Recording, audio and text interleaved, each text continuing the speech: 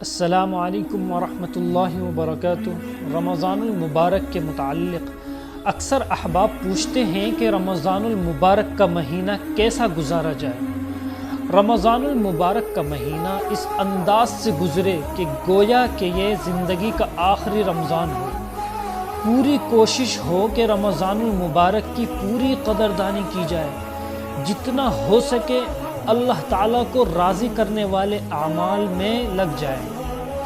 اللہ راضی ہے تو بیڑا پار ہے، ورنہ بہت مشکل ہے۔ رمضان المبارک کے مہینے میں خود کو عبادت کے لیے وقف کر دینا چاہیے، جیسا کہ ہمارے اکابر کا معمول رہا ہے۔ اکابر ہمارے اتنی عبادت کرتے تھے کہ ان کا جسم تھک جاتا تھا، اس لیے رمضان المبارک میں خوب جی بھر کے عبادت کرنی چاہیے۔ خود کو عبادت میں اتنا مصروف رکھیں کہ فضول کاموں کے لیے وقت ہی نہ ملے۔ یہ بات یاد رکھنی چاہیے کہ سب سے بڑی عبادت گناہوں سے اور معصیت سے بچنے کا اہتمام ہے۔ جتنا ہو سکے اپنی جسم کو عبادت کے لیے وقف کر دیں۔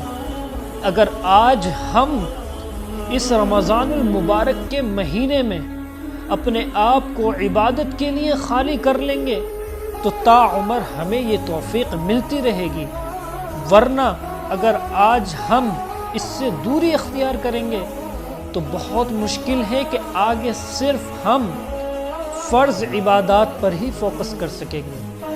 اس لیے نفلی عبادات کا بھی زیادہ اہتمام کرنا چاہیے۔ جتنا وقت آپ کے پاس خالی ہے اس کو عبادت میں لگانا چاہیے، فضولیات کو چھوڑ کر عبادات میں لگ جائیں۔ یہی وقت ہے اللہ تعالیٰ کو راضی کرنے کا۔ اللہ تعالیٰ ہمیں کہنے سننے سے زیادہ عمل کی توفیق عطا فرمائے۔